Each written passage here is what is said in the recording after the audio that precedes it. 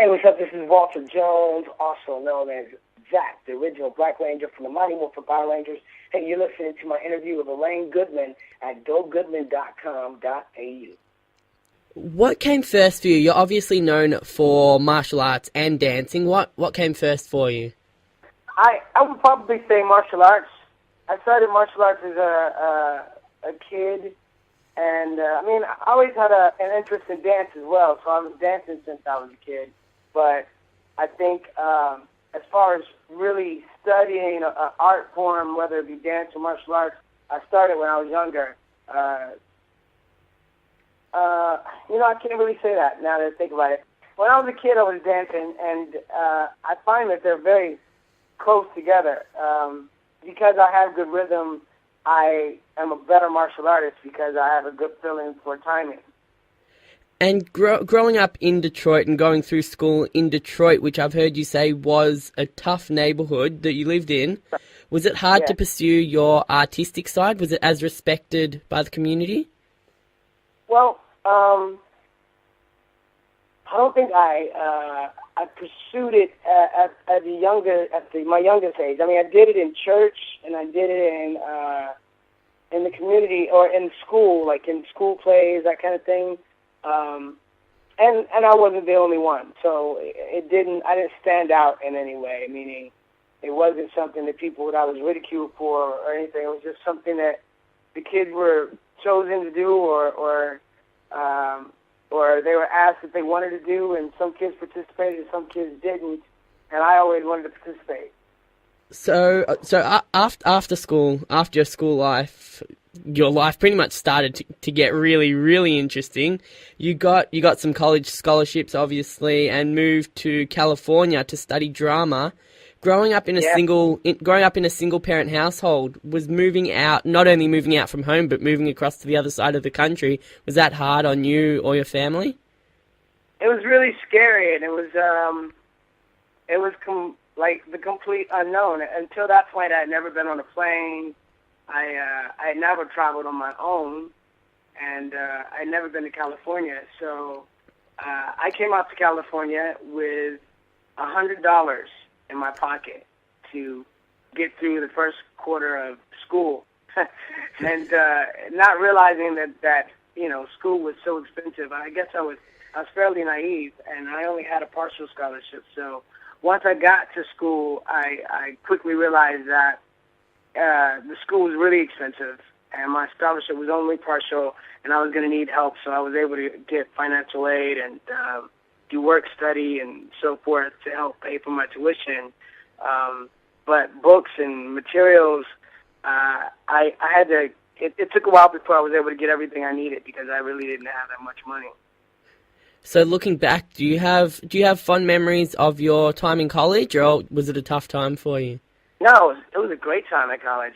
I was intimidated when I got there because I had no background in musical theater. I mean, I'd done some stage plays, straight drama or some comedy, but I'd never done musical theater, and it was a musical theater school. So there were lots of people there that were studying singing, dancing, and acting. And when I got there, I had to make a selection, whether it be straight acting or singing, dancing, acting, or dancing, singing, acting, or straight acting without either of the or. And I picked singing. I always felt like I had a talent to sing, and I always sang falsetto like Michael Jackson. and then I learned, how to use my voice properly. And as the years went by, I became one of the favorites at the school. Meaning, I was in my last 2 years. I was in virtually every production. So where did the singing side come from? I'm from Detroit, Motown. Hey, like my family sang. My mom used to sing. She used to work with Mary Wells from Motown. She sang when she was younger. She had a singing group with Mary Wells, and who was one of the Supremes. And my dad him and his buddies used to doo-wop on the corner. Detroit is a town renowned for singing and renowned for soulful music. And so that was part of my roots, as well as the dancing. I was inspired by my dad, I think. I saw him at a party we had at the house one time, and he got in the middle of the dance floor and tore it up. And I was like, wow, look at my dad. He was like turning and dipping down, and so I eventually wanted to imitate him. So I guess really going back to the other question, dance came first because I was inspired to dance, and then I did martial arts, and the combination of the two worked together. See, I always, for some reason, I associate jazz and Motown and that kind of stuff with New Orleans. I know people that have been to New Orleans, and you go down Bourbon Street and it's just full of jazz clubs and stuff. I never really thought it came from Detroit. Yeah, man, Detroit is it's the Motown. It's like where it's where all the artists came up. That's where the recording studio was. Motown Sound by Berry Gordy. It all came out of Detroit. It was a doo-wop. It wasn't jazz so much. It was R&B, and that's Aretha Franklin and various other people came up there. The Smokey Robinson and the Temptations and Stevie Wonder, and those were people that were recording and doing things in Detroit. Yeah, all I know about Detroit, apart from the basketball team, is that Eminem grew up there. So obviously music has developed back from when you were young. Yeah, no, Motown was alive. The Motown sound came about in the '60s, and it was a time that was controversial with the civil rights movement and so forth and so on. And a lot of that spirit came out of Detroit. There was a lot of things that happened in Detroit, and including riots and so forth. But the one thing that held everything together was the music. So it all came from that record label, Motown. And after college, I heard that you got a gig on a cruise ship as an entertainer and an assistant director. An assistant manager, and travelled all over the world. What was that, as a singer, a dancer, a martial artist? What did you do as an entertainer, and how did you juggle it with being an assistant manager? Well, I was assistant cruise director, is what it was, and part of my duties on the ship were, I guess you could call us entertainment staff. So we did the shows, and there were a variety of shows. There was a 50 show, a 40 show. There was a world show that showcased folk dancers from around the world, and there was a Broadway show, and there were, a number of other shows. And I sang and I danced and I acted in those shows, and then during the day I would run activities like bingo or certain games and stuff. It was like I was part of the entertainment staff, and as an assistant cruise director, my duties were to run a muster station in case there was an emergency, and also to provide entertainment and socialize with the guests, which was fun.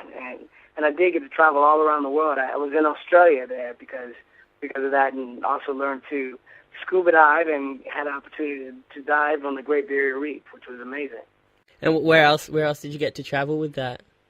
I went to, I went to Singapore, Hong Kong, China, Australia, the South Pacific Islands. I went to Mexico, Alaska, Indonesia, Malaysia, Mexico. Maybe it's to Mexico already. Is there any place else that I traveled on the ships that I can think of?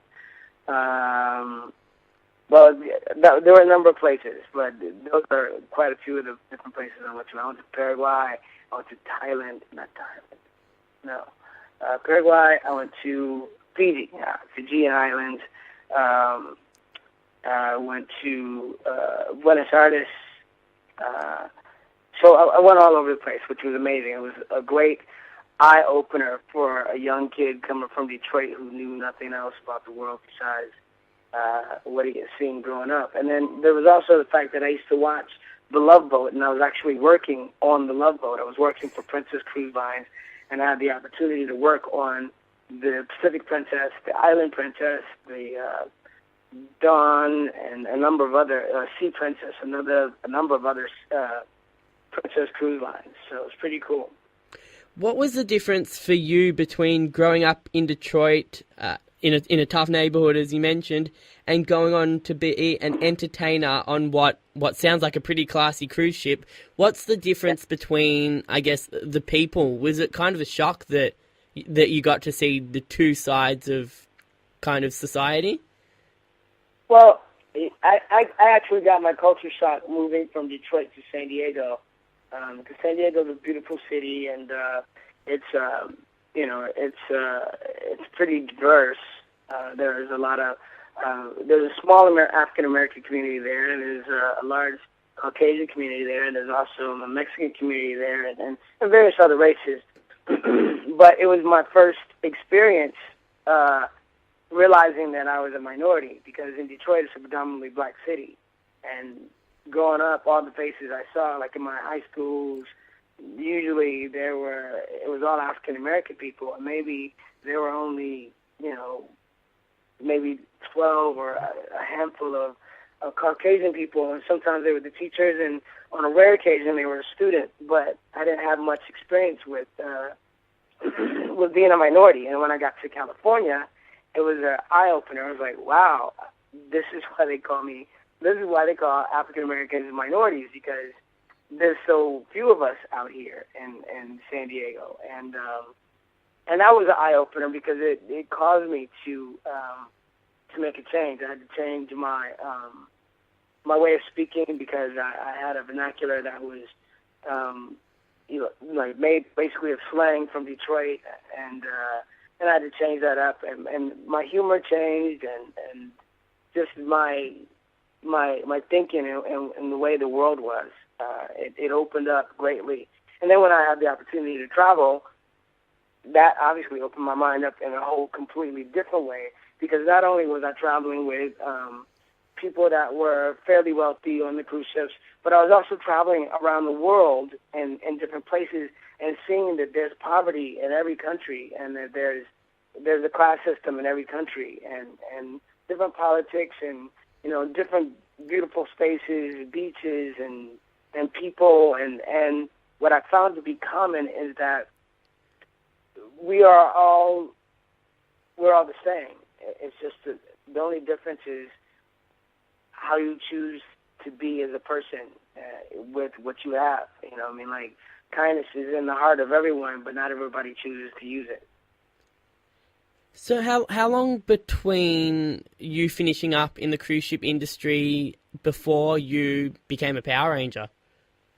Well, I had been on cruise ships for a couple of years, and I decided, I had this degree in musical theater, and I said I was going to pursue acting on television, and I'm right here in LA, and so I need to give myself time to give it a go, because otherwise I was really happy traveling on cruise ships. I thought I could do this for a long time. I could become a cruise director and buy a nice home and retire and see the world, and I'd be happy. But I agreed with myself that I should definitely give it a go and see what I could come up with in LA, and moved to LA and started doing some plays around town, and picking up jobs of different entertainment jobs. Worked at Universal Studios, doing a number of shows, the Wild West Stunt Show, the Beetlejuice Graveyard Review, and American Tale.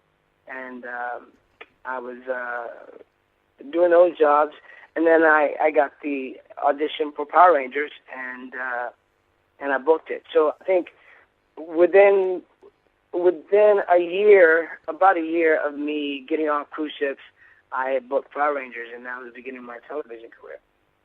Wow, that's pretty quick. It's pretty lucky, and being a Power Ranger obviously just catapulted you into pop culture. So it's quite a good gig. It was a good gig for you to get your acting Absolutely. off the ground. It was a great starting point. And you've mentioned previously you weren't happy about the Power Rangers being a non-union show, which is always an interesting topic. I've interviewed a few other Ranger actors before, and that's always a question I bring up with them, and they all have a different answer.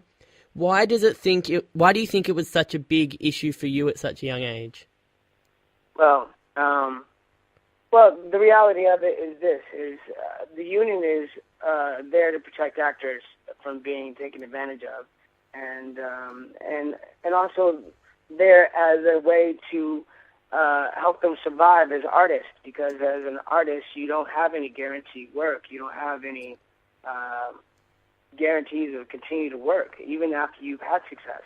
So if you get an opportunity to be on something successful, then it's only fair that that you should be taken care of in a way that that helps you continue to live on, throughout your life, which is what residuals are. Residuals is something that the union fights for actors or artists, and it allows them to have a residual income even after the job is finished, as long as your likeness is being used in the marketplace, meaning on television or film or any other type of new media. Power Rangers has been running for 21 years now, but I've never received a residual off of any show. And it's a shame, because if that were the case, then I would still be making money off of something I made so successful. The show has now the show made $1 billion in its first year, in its first 40 episodes. And that includes merchandise and so forth and so on. There were pogs and trading cards and video games and comic books and all kinds of things with our likeness on it. And because it was a non-union show, we made nothing off of that. And when it came time to do the film, I felt like it was time to stand up, because the film is another thing that was going to live forever, and that was like it was a mark of how successful the show had been. The fact that we're doing a feature film, and the feature film was going to be non-union, and the contract, which I don't really want to talk about, it wasn't fair. It was still non-union, and at that point, I thought it was time to stand up, and see if we could at least make it union, so that we would be getting a share of what we had created. Did you talk to Austin and Twee about it before you guys kind of made a stand together? Yeah, well, we all talked together, and Austin and Twee agreed with me that we should maybe speak with a lawyer at least, just to get a perspective of what we could do to make things better or different. And unfortunately, we didn't stay together as a group, because if we had, it would have changed a lot of things. In fact, it did change a lot of things. After we began to negotiate, we made it better for everyone else and everyone that followed us. So unfortunately, we didn't get the gains from what we sacrificed, but in the end, it all works. Apart from that, obviously being not only the first Black Power Ranger in two senses of the word, but being the first African American or Black superhero, and having the ability to inspire thousands, possibly millions of people because of that, does that get a bit difficult to be such a respected role model over time? I mean, what's the pressure like when you get people coming up to you? Is it fun being that, or does it get a bit tiresome sometimes? No, I consider it to be a great gift, because if nothing else, I mean, the person that I am naturally is, I'm a nice, outgoing, person. I'm an extrovert generally, and I like to make people smile, and I like to make people happy. I'm a kind person, and I've always been that way. It's the way I was raised to be. So the fact that I am able to make people happy just by smiling or giving a kind word or even a hug, and having that really mean something to them, is a great gift to me. And I've also heard you in an interview you did, I'm not sure how long ago, but another interview that you've done about going through wardrobe and makeup for the first time. Was that a bit overwhelming for you? It was. Wardrobe wasn't an issue necessarily, because the wardrobe obviously is the creative input of the wardrobe person.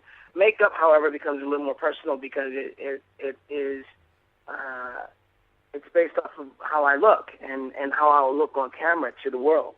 And so obviously that becomes a very important issue to every actor. Hair and makeup specifically.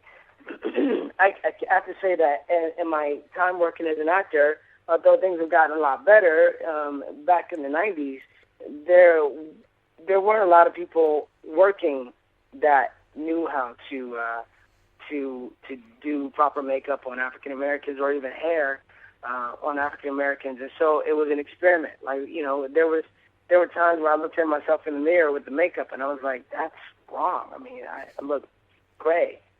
Like that doesn't have a warm tone that makes me appealing. And so, over time we figured it out, but in the beginning it was a little uncomfortable. What about the spandex? Was that fun for you? The spandex. Well, it had its advantages and its disadvantages. The advantage is it's cool, meaning it's not a heavy material. The disadvantage is that if it's cold, it's cool, and if it's hot and then you're wearing a black costume, well, then it's really hot, and you're sweating through it, and the perspiration picks up the cool breeze, and it becomes cold. So the spandex and me, we got along, but we had a few arguments from time to time. What about your first impression of you, obviously being the Black Ranger and Twee being the Yellow Ranger? Was there did you find anything suspicious about that, or was it just work for you? Well, the truth of the matter is in the very beginning, it was never an issue because in the pilot, the Yellow Ranger was a Latina.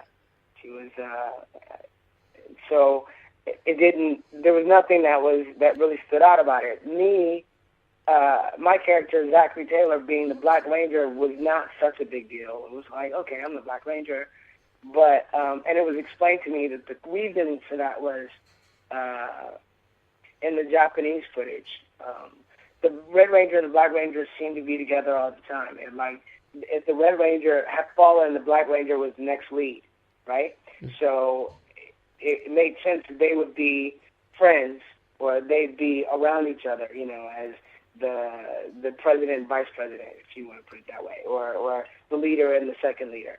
And so then as the characters, Jason was the jock and he was the leader, and then I was the caring, kind, concerned but cautious, second leader. And then there was Billy, who was the informative information giver, but also a part of the team in a very unique way, in the fact that he was also a fighter, but he was also the brains of the group. So those were the three boys. I wasn't going to be the yellow. I wasn't going to be the pink. So the blue was delegated to Billy, and then the red was delegated to the leader, and so I ended up with the black. Not such a big deal. When the pilot was over, Audrey Dubois, who was the original Yellow Ranger, negotiated for more money, which we were told not to do. And she was fired because of it. And when they hired a new girl, she became the Yellow Ranger, and it happened to be Twee, who was, who was Asian, and that was comical. It was like, oh, okay, so now the Black Ranger is black and Yellow Ranger is yellow, but it was not, it wasn't a big deal. I mean, the fact of the matter is, we were all superheroes, and we were being role models for millions of kids around the world, and it was a color-coded thing, and we just happened to end up being those colors, and in a way, being a Black Ranger in a black suit was positive for at least for African Americans, because it gave them an extra sense of pride. It made them feel like, yeah, we really do have a black superhero. We got a black superhero in a black costume. He's really truly a black superhero. And maybe the agents felt that way about Twee as well. But we were also loved and beloved by everybody else. So it wasn't negative in any way. I mean, it's only negative now when people talk about it and they want to claim it was prejudice. And I don't really get prejudice because, again, we were superheroes. Then getting on set with not only the other Ranger actors, as you mentioned, but with Paul Schreier and Jason Narvi, obviously Bulk and Skull, what was your first impression of the show? Did it seem stupid? Did it seem corny? Did it seem like it was going to be an overnight success? What was your impression? Oh, no, I thought it was super campy, and I didn't know. I was like, I was a little embarrassed in the beginning from the pilot. I was like, okay, I took home my family and said, all right, well, I got this little show. I'm going to be doing 40 episodes, and, it's a TV show. It's going to be on TV. It's for kids, and it's kind of campy, and they showed it. I showed it to them, and they're like, no, that was good. That was good. It was a good stepping stone. This would be a good start for you in your career. And I agreed, and, I never knew that it was going to jump off and become the successful show that it was. but then I didn't know anything about its history in Japan, and as the show progressed, we made it better. I think the chemistry of our characters and what we all could provide as characters, meaning on camera. I think it made it all happen. And the fact that everybody had somebody they could relate to. You know, the diversity of the cast, the robots, the dinosaurs, the martial arts, the gymnastics, everything that went into it, you know, the good versus evil, and the moral values, all of that went into the show, I think made it an incredible show and made it a hit. What about the attention outside of filming from the kids, the parents, the media? What was your experience of the whole publicity side? It was wild. It was crazy. I think it was definitely not something I had ever experienced. I mean, I had never had any fame. I mean, I was used to being a standout. Okay, so you know, in college, like I said, I worked a lot and in a lot of shows, so I had a lot of admirers in college. When I was on cruise ships, I was obviously in front of all the people, and I was dealing with people, and so I didn't have a problem with that, like running games and being social and being seen on stage and then being congratulated afterwards, you know, on a ship where you don't get to run away and go be in your own private place. You live with these people for a week, and so you have people come up to you all the time going, hey, you were great, and wow, you're so talented, and that kind of thing. So I was kind of used to being popular and in front, but I had no idea what it was going to be like to be famous. And, you know, to be walking on the beach even before the show had started and have some kids run up to me and go, hey, you're the Black Ranger. I'm like, wow, how do you know that? And they're like, I just bought your doll, and your face is on the box, which I didn't know. And I was like, my face is on the box? And they're like, yeah. I'm like, oh, my doll? They're like, yeah, I have a doll. You know, it was this crazy thing. I was like, wow, okay, so I guess this is the beginning. And then as the show became more and more successful, I think there was a point where it became a little too much, where I began to be introverted because I was every meeting or every situation where somebody would recognize me would turn into like this crazy thing where all of a sudden I was surrounded by 15 or 20 people I didn't know, and they all wanted something from me, an autograph, a phone number, a picture. And if I was just trying to get to the bank, it would take me 2 hours as compared to, 15 minutes. So that got a little strange for a while, but it came and it went, and now I continue to be recognized and to still have the fame, but it's not overwhelming. Like yesterday, I was recognized by maybe 8 people, and I took some pictures, and I gave some hugs, and I gave some hellos, and made people happy, but, it wasn't overwhelming. It was fine. It's something I enjoyed. Now, what's hip-hop keto? You're well known for inventing your own unique style of martial arts, but what exactly is it, and how did you come up with it? Because it was a big part of Power Rangers. It's who you were basically as a character as Zack Taylor in Power Rangers. Right. It was a construct of the writing. In the audition process, they were requiring somebody that could do martial arts, dance, and gymnastics, and also be a good actor, and somebody that could put it all together. So within the audition process, it was kind of like that. It was like, well, see you do martial arts. I did like a kata, did some punches and kicks. And they said, let's see you do some flips. And I did like a back tuck, and I did some other things, showing my athletic ability. And then they said, well, let's see you dance hip-hop. And I did hip-hop. And they said, no, put it all together. And I had to go, okay, and come up with something right there on the spot to do to make it into kind of a fighting, dancing, gymnastic form. So after the audition process and I got the job, I knew it was part of my duty to come up with stuff. And as the scripts came along, I would get a script and it would say, Zack does hip-hop keto in the park teaching kids how to do it. And I had to go, okay, well, get my music, find out what my music was, and then choreograph something to it that would make some sense. Like, how do I combine all three? And eventually what happened is it became a system of distraction and eluding. You know, it's like I'll distract you with this hand while I'm doing something over here, and I'll punch you with this. Or I'll do a spin, and while you're watching me spin, I'll come out of it with a kick. You know, or I'll look like I'm dancing, and I'll flip upside down and do like a breakdance move. It's gonna kick you with my legs, and then take that into a sweep, and then come up and do some punches and do a backflip. You know, as somebody tries to attack me from behind, I'll do a backflip over them, and then I'll do a front flip, and then kick them, and it became this whole Jackie Chan type, you know, really cool, fun style of martial arts. And it was really creative and actually one of the funnest aspects of the show to me, because it was very challenging, you know. Did the writers end up calling it Hip Hop Keto? They called it Hip Hop Keto from the very beginning. Ah, so that wasn't your name for it. They just gave that power to you. They said do Hip Hop Keto, and you just came up with it. And I came up with it, right? So it was written as something that Zack Taylor, the character Zack Taylor, did. And as me, Walter Jones, as the actor, nobody could create that but me. So I created it for the character Zack Taylor. So did you take it further after Power Rangers and do a few teach a few classes and stuff and turn it into a style? No, I've never taught anybody that as a professional style. I mean, capoeira is a style of fighting that incorporates dancing, and hip hop keto could be a viable form of fighting that incorporated dancing or dance type moves. But there's so many other forms of martial arts that are tried and true. You know, I wouldn't assume that I could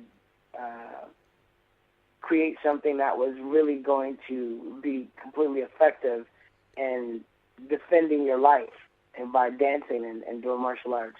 I mean, I think there's many other forms of martial arts that are tried and true in what they do and use of being defensive or being aggressive. You know? So, I would never try to teach a class. Only for fun, maybe. I could do something for fun and go, all right, this is what I would do for hip hop keto. And I could explain my reasoning for it. But as I said on the show, everything was choreographed. So I knew what was coming and when it was coming, and I knew how it was going to work. Not in a street fight where your life depends on something. I would hate somebody to go, oh, I'm going to do hip hop keto now and start dancing and get beat up. Oh, jeez. You know what I mean? Yeah, I do. After Power Rangers, you got a bit more into Hollywood and did some cameo appearances on shows like Family Matters, Sabrina, Buffy, The Shield, NYPD Blue.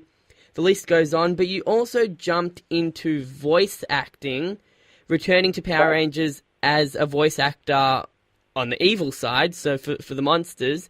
What attracted you to voice acting? Well, it was something I've always been interested in. It's just another extension of acting. I'm a true believer that the more that you can do, the more opportunities you have to work. And so, that's worked for me throughout my career, whether it was dancing or singing or acting or doing voiceover, like I said, which is another extension of acting. I was invited by by Scott Page, I believe, or to see if I wanted to do anything in the episode, to be part of it. And I said, yeah, sure, I would love to. So they invited me to come and do a voice of a monster, and we got there, and I got to see what the monster looked like, and I came up with a voice and did it, and it was fun, you know. And on Power Rangers, I had done a lot of looping, a lot of ADR, because when we were in the Zords and we were jumping into our Zords and doing our fighting, we had to do ADR over that to give our voices to the footage that was already there. So that was something I got good at, including fight efforts and so forth and so on. And when I had an opportunity to loop on a film or a television show, I was good at it. So that just became another thing that I do. And in fact, I've probably done over 60 films or more looping, and that's awesome because it's another form of residual income within the union. So I'm very happy to be associated with that form of work and to be doing it. Was Power Rangers a union show when you came back to it as a voiceover artist? No, it wasn't. No, it wasn't yet. Okay, because I believe it's a union show now. No, it's not. It's still not. They had 1 year of union on the show,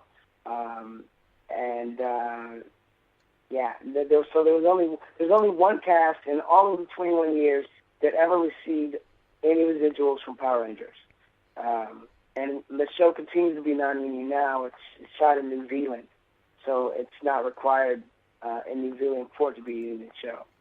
Okay, so you've obviously you said you've been on a whole lot of movies, about 60 movies as a voice actor, including Cloudy with a Chance of Meatballs and Fantastic Four: Rise of the Silver Surfer, were a couple of your big ones. Do you prefer live acting or voice acting? I prefer live acting. It's just a very difficult field. Like I said, there's lots of actors that work as actors, but only 15% of all professionals make a living. I am fortunate to have been making a living over the last 21 years, but it's been because I don't put all my eggs in one basket, and I do a number of different things. I have done a number of different things, meaning I've done voiceover work, I've done commercials, film, television, I've done stunt work, I've done, all kinds of things. So you've been on a boat. What's that? You've been on a boat. Yeah, exactly. When did you get involved in the convention circuit? I did shortly after I left the show. Actually, that was not the convention circuit. I was doing auto shows. And that was my first reality check in regard to what we were truly worth, because in a weekend I would make more than I made in an entire season on the show, which was incredible to me. I was like, wow, I just made what I made last year. So it was like, okay, we're definitely worth more than what we were, being paid. And it made me feel better at the fact that I made the decision to move on, and then like now I do the convention circuit has gotten hot. Like I've been doing it maybe 5 or 6 years. I was doing them few and far between. Last year I did maybe 15. This year I'm doing like 20. Who knows what's going to happen next year? And then with the 25th anniversary and the reboot film coming up, it looks like the convention circuit may be alive for a little while. What are the pros and cons for you on the convention circuit? Obviously, you get a lot of fan attention, but what are there cons? Is it tiring? It's because I've seen Jason David Frank's series on YouTube, and he gets like mobbed by fans, and sometimes it takes a toll on him. Is it hard for you sometimes? I don't find it to be that difficult, really. I mean, but then like I said, we're all different people, and we all deal with things and people in different ways. And I give out a lot of energy when I'm at the con, because I feel like my fans that come out and they see me for the first time, this is a moment that is special to them, and I want it to be special to them. So I always give out a lot of energy. I mean, I have a lot of energy, so that's fine. I guess it's helpful for me. I don't find it to be negative, but like I said, I am inspired at the fact that I get to make people smile by just being who I am, and that a simple hug or a handshake can really make somebody's day, or a picture, or an autograph. The fact that I'm able to do that is a gift to me, and I guess the wearing part of it is there's many more possibilities of getting worn down. Meaning my voice is tired at the end of the day after talking all day to people, consistently, or my energy, or I'm tired because I've been exerting so much energy, or after a weekend of shaking hands with people, obviously some people are sick and germs get passed by handshakes and skin contact. So that's something that can weigh on us. But I mean, those would be the only cons. But the pros outweigh them. I mean, like it's great to be able to travel and to go somewhere and be loved up for the entire weekend. It's awesome. I spoke with Karen Ashley. I interviewed her a few weeks ago, and she said when you guys, specifically you two, met about 5 years ago, you immediately clicked, and it's like you guys are siblings now. Did you ever wonder after leaving the show who was replacing you, Austin and Twee, or you just left it behind you because you're taking your characters with you? I was curious. Obviously, I was curious who they would get to replace me as a character and how they would deal with that dilemma because we were so beloved. And it was like, it almost didn't seem real. That we didn't want to leave the show. We just wanted to make things better. And in the end, after going through a negotiation process that was so tiring and lawyers and so forth and so on, it was like, it seemed like there was so much negativity involved with it that it didn't seem right to go back. So they had to replace us with someone because we weren't coming back. And I wondered who would fill in the shoes, because they were big shoes to fill. And I think Steve and Ashley and Johnny Youngboss, they did a good job. They came into something that was already established as a hit, and they became beloved as well. So getting to meet them face to face, probably more than 10 years onwards on the con circuit, was it fun to reminisce? It was interesting because they have different stories than I have. Like they don't know what it was like to start the show, but they know what it was like to see the show on TV, to know it was a hit, and then come and be suddenly part of it, and then do the film. I mean, which was it was the high point of the show. It's like we're doing a film, and we're all excited to do a film, and then now all of a sudden there's 3 open spots, and they get to walk into it. It's like that had to be hearing their stories about what that was like was pretty amazing, and hearing the stories about wondering if they'd be accepted and then finally becoming accepted is also great because I'm glad that it continued on and the show continued to be successful. And that it continues to be successful today because what it's created is a large family that we started, And you're coming out to Australia next month with Austin St. John for Supernova. When was the last time you came out here? You said it was probably about almost 25 years ago. Yeah, well, not 25, I would say. Hold on. About 24, 23 years ago, something like that. It's been a while. So, obviously looking forward to coming out? I am so excited. I can't wait to be there again.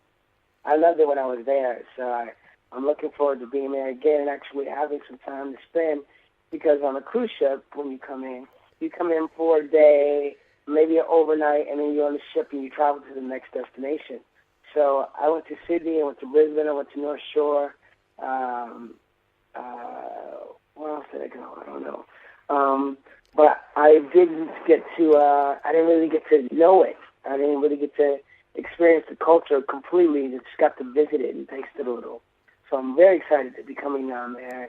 And I know there's a lot of, I'm a salsa dancer. I love salsa dancing. It's one of the things it's one of my passions. It's where I continue to dance. And I know there's quite a few people out there that salsa dance. So I'm looking forward to finding some good places to go out and do some salsa dancing or some kizomba or some bachata, because I love these forms of dance. And I've met Australians at different dance conventions that are also amazing dancers. So I'm looking for some shared company when I come out there to go and do some dancing. So, you've been a dancer at the 1992 Barcelona Olympics, you've been a Power Ranger, you've worked on an international cruise ship, you've got over 60 credits to your name in Hollywood, you have a black belt in 3 or 4 different martial arts. What's left on your bucket list? Sorry? Actually, I have a black belt in one martial art. Sorry? And I have only one black belt. I have a black belt in Hapkido. Okay. I have a brown belt in Ishinru. And then I studied a number of other martial arts, but they weren't belted. They were just studying with other specialists and improving my craft. So what's left on your bucket list? What do you still want to achieve or do or try? Well, I'm looking forward to doing more acting and television and film. I've yet to do a large budget, big epic film. I would love to do something like that. I love to star in my own film. You know, I love to write and direct and produce. And those are things that I'm looking at getting to do as well. I'm also interested in writing a book.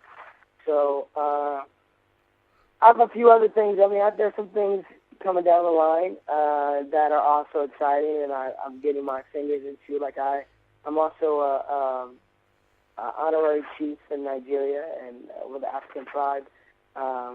With the honorary name, my name is Chief Ugomba. And I also am part of a shoe company and a foundation for charity for kids to get kids shoes, SSS4, and we just came back this weekend actually from being part of a promotion team with Cornelius K9 Bundridge, who is now the two-time junior welterweight champion and is up for fighting Mayweather. So that's exciting. I was there with him at his weigh-ins and at the press conference and there to share his victory, which was amazing. And so, you know, I got my fingers in lots of different things, and I'm excited about all the different possibilities. Have you ever been approached by Dancing with the Stars? You know, I've wanted to do Dancing with the Stars, but in dancing salsa, I did a dance competition here in Los Angeles that is considered to be a world title. World title because not only is the competition, you know, the people here in Los Angeles and the general area, but they invite people from other countries to come, and then they have a competition of their own. And the runner-ups for first place, second place, and third place, they compete with all the Los Angeles people. And in that competition, I won. I won the pro. So I am considered a world champion salsa dancer. But it's not ballroom salsa. It's only like street salsa. And so because of that, I've been told that they won't have me on the show because they thought it was unfair. But I don't think so. I'm not a specialist in ballroom in any way. I've never done all the tango or any of the other dances that they do on the show. I mean, I do have a feeling for dance, obviously a feeling for partnering, but I think at this point they've had many people on the show that do that. So I'm hoping that maybe that window will open up for me at some point because I would love to be on that show. I would love to challenge myself to learn more dances and to showcase it on television. That'd be amazing. And before we get into the fan questions, do you want to mention your social media accounts? Yes, please. I would like everybody to follow me on Facebook at Walter E. Jones Facebook fan page, or you can find me on Twitter, Tumblr, or Instagram at Walter E. Jones. Okay, now I've got a few fan questions, so we can get through them pretty quickly, so we don't keep you too much longer. Shane Graham wants to know, would you ever go back and do a full season of Power Rangers again if asked to, and what Ranger colour would you like to be? I would love to actually, if it was offered to me, I would love to be able to do that. The problem is, if it continues to be a non-union show, then it's difficult for me to do that because I'd have to cross my union in order to do it. But if it were possible to do it, then I would definitely love to do it. I mean, I've still got the chops to pull off being a Ranger, and if I had to choose a color to be, I think I would want to come back again as the Black Ranger, or maybe some kind of a mix of like the Black Ranger and the White Ranger, something that shows some duality, you know, something like that. Over the series, the Black and Green Ranger have usually been alternated. Would you like to be a Green Ranger? Yeah, I'll be a Green Ranger. I'll be down for that. Adele Matei wants to know what tunes would Zack be grooving to now and whether he'd stick to the old school or some modern hip-hop jam. Well, everything would change. Everybody's interest would change. I think Zack would probably be more more attuned to doing like some more new school type stuff, some of the rap that's happening now, as well as the old school, as well as reggaeton, as well as some salsa. I mean, I'm sure now with the combined skills that I have and the knowledge of music and stuff, that I would probably want to bring different things to the character. I would want to add more diversity. Angie Yazdani says, "What would Zack be doing? What would Zack be doing had you decided to stay on the show?" At this point, I think he'd be. I don't know. I guess he'd be grown, so I'd probably be in some kind of a position to help others. So like a diplomat of some sort, or an ambassador, or something that was a world traveler, and helping people. I would still want to be someone that was doing good things for other people. And if it called for it to be physical, or if it called for it to be, as a superhero, then I would be able to have the ability to do that.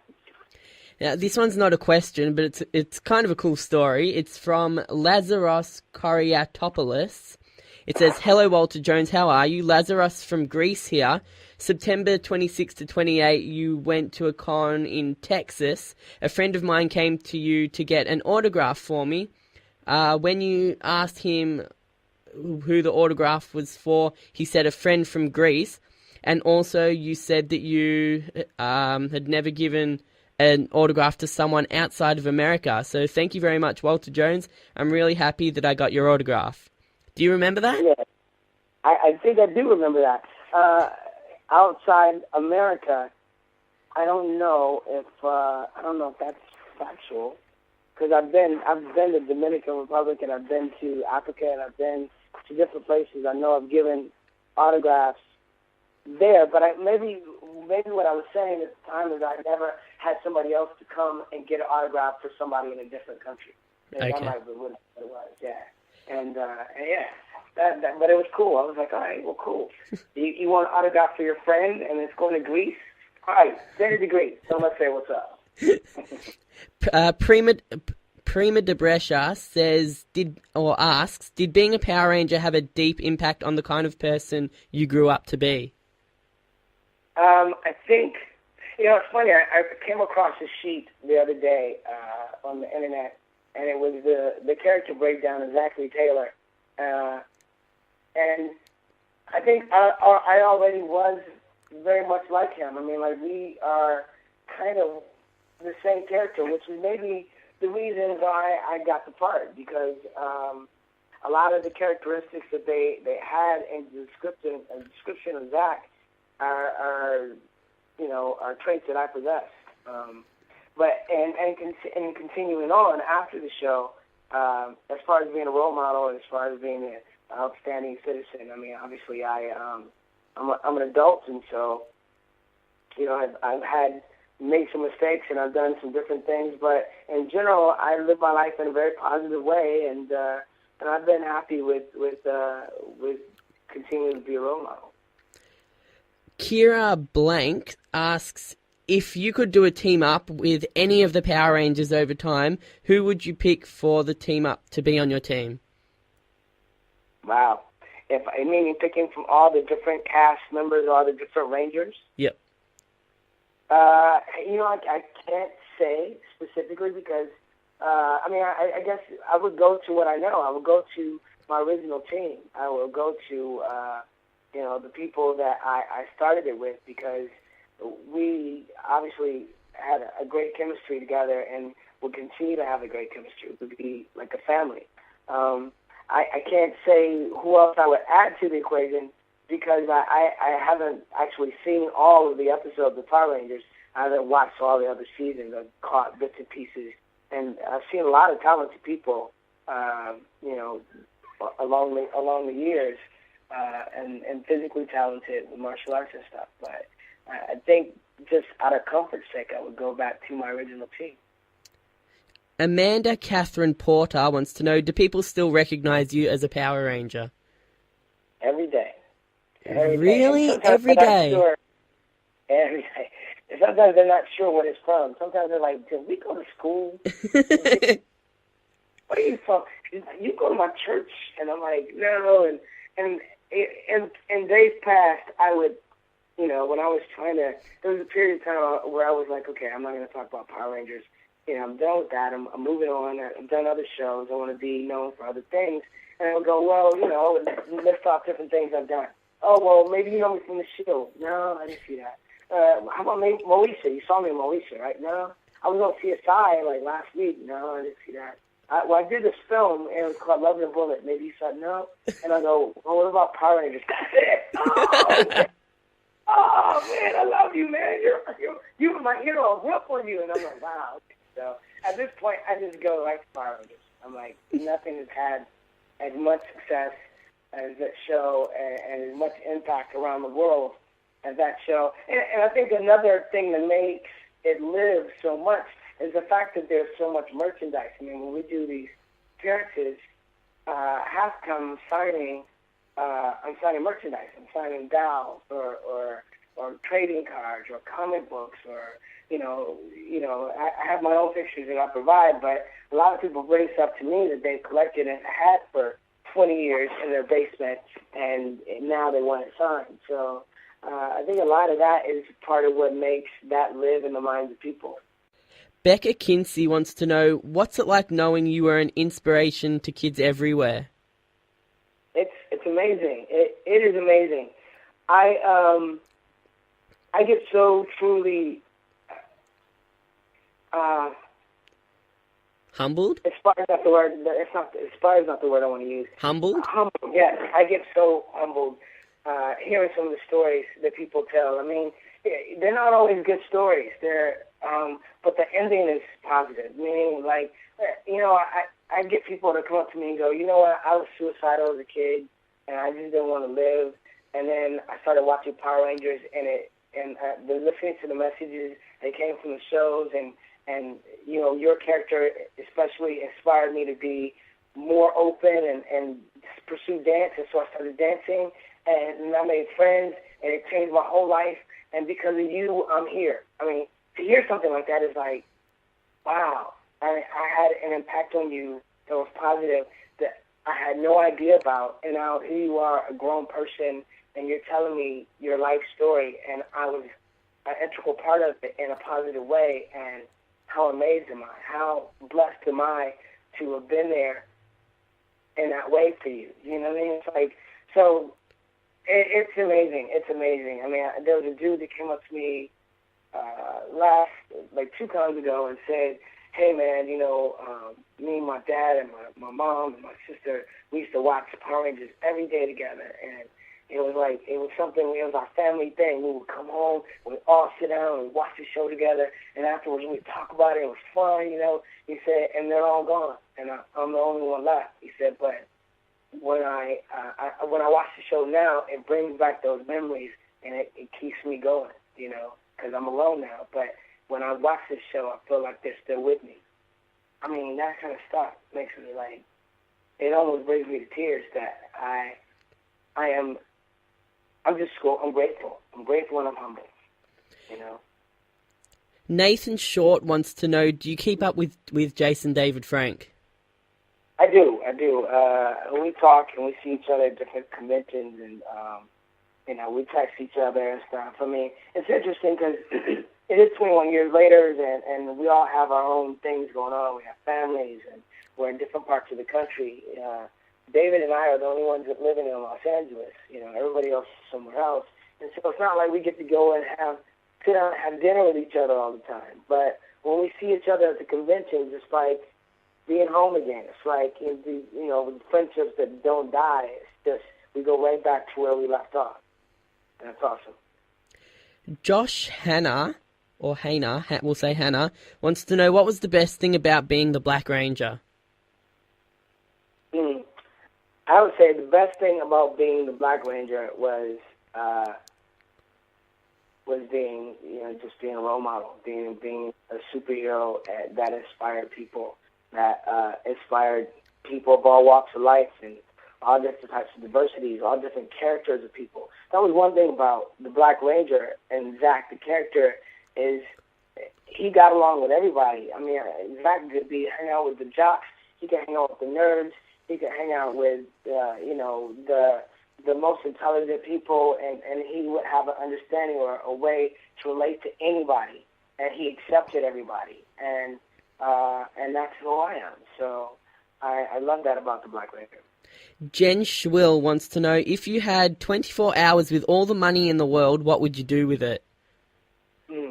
24 hours with all of the money in the world. I would gather all the people that I love, and we would go and and do something amazing together, share some type of an amazing experience. I can't tell you what it would be at the moment, but just in my mind's eye, I picture someplace tropical and, with the ocean ahead of us, turquoise waters, where there's, sea turtles and dancers and, amazing food and just and laughter and fun and, that kind of thing. I mean, I would do that. It would be a day event. It would be, something where we start off with something like that in the morning. We would be there. We would have the day to do this, and then we go somewhere all together, and we make somebody else's life better all together as a group. We go and we give, to somebody else to help improve their life, and so that would be another common experience we would have, and we'd all be able to talk about it afterwards. Torsten Graff wants to know, what is the craziest trick you played on someone while on set?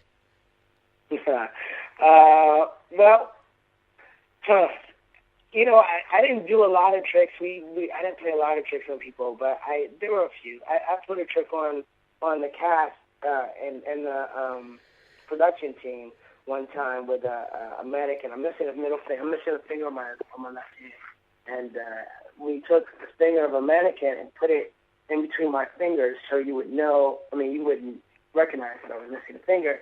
And then we did the Swarpiton sequence. So we did Swarpiton, and my fingers would stick up, right? And I had the mannequin finger there, so it looked like I had 5 fingers. And then the wardrobe person was like, cut, that's right, there's a problem. It was something we had set up. And she came over in front of everybody, she grabbed the finger and wiggled it and popped it off. And then said, okay, we're ready. And everybody, went crazy. What just happened? Because it looked like she pulled my finger off. But that was kind of funny. Terence Cooper wants to know, do you think any Rangers after your character, Zack, would be able to take on hip-hop Keto and come close to mastering it well enough to use in an unmorphed fight? And who would it be? I can't say that I know. I mean, I think I'm stumped on that. I mean, I think Johnny and Bosch, I don't know I saw his fighting skills, and he was a great martial artist. And he was very agile. I don't know what his dance ability is. I don't know who anybody else's dance ability is. So I can't say. Although I can say this.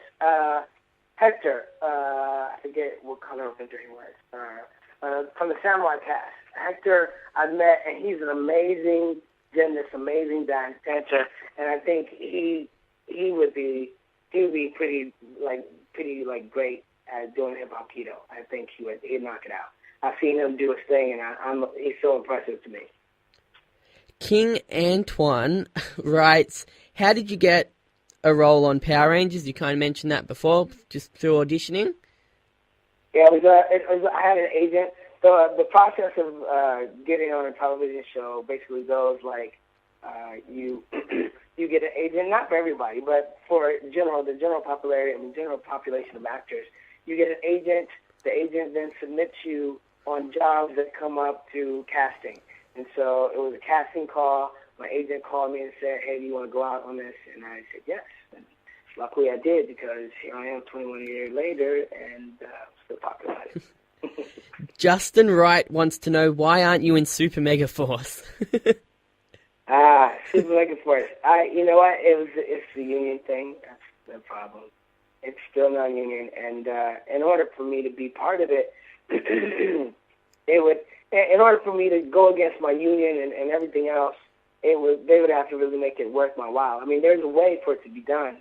It could be done, but any fees that I would incur or any misfortune I would get from like crossing the union, would need to be covered.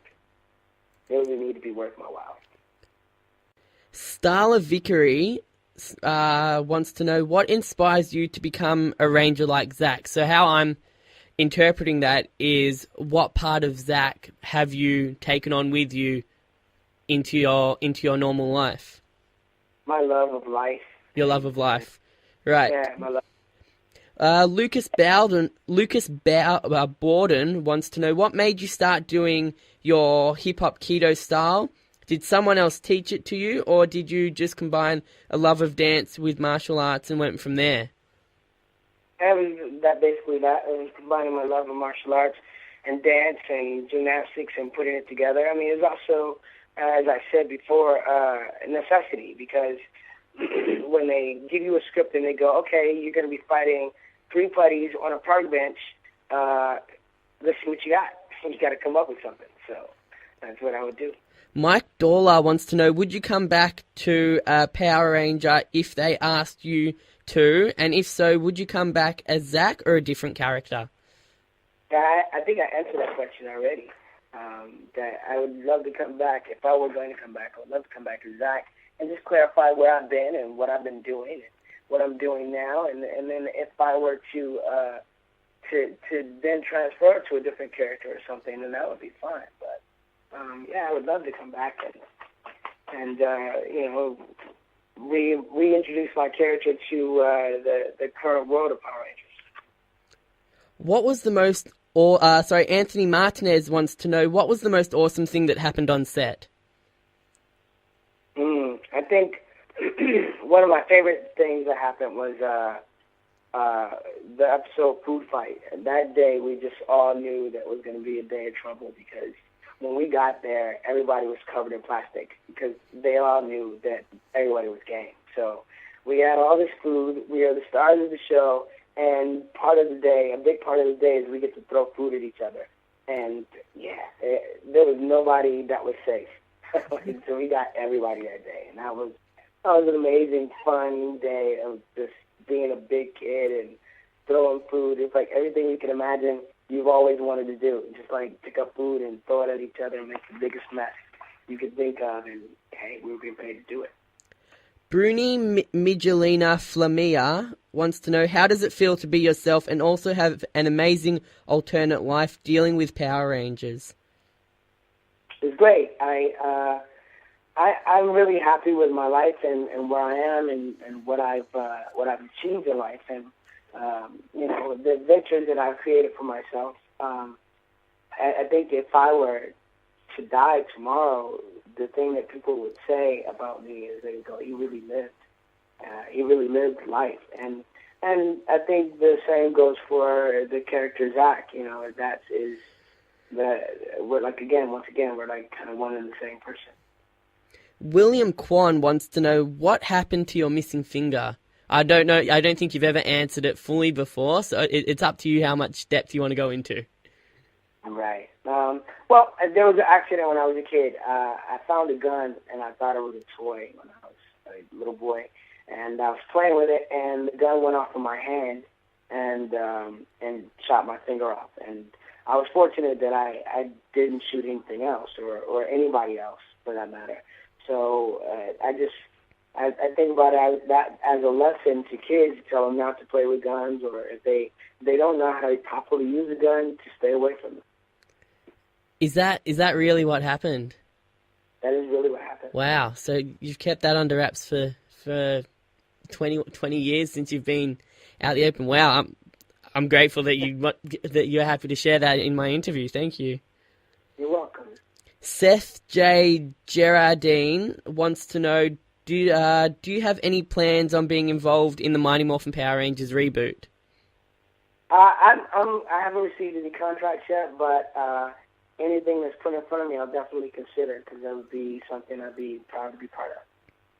And finally, Jeremy Ponton wants to know, besides Zack, who was your favorite Ranger from any series?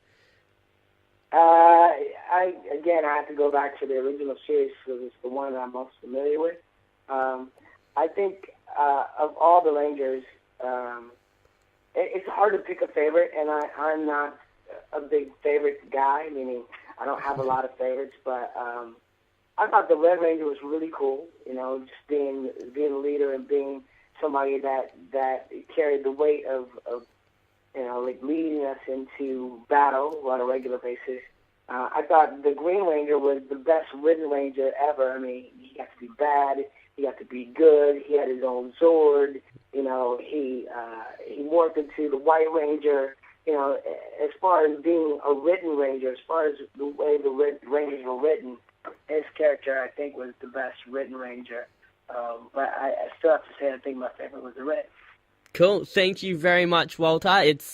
It's really, really cool to talk to you and know that you're such a down-to-earth guy and you just love hanging out, talking about Power Rangers, talking about anything else, and you're real about life. So thank you for doing the interview. And, yeah, have fun when you come to Australia. I hope I get a chance to meet you. All right. Awesome. Thank you very much, Walter. Hey, take care. Bye-bye.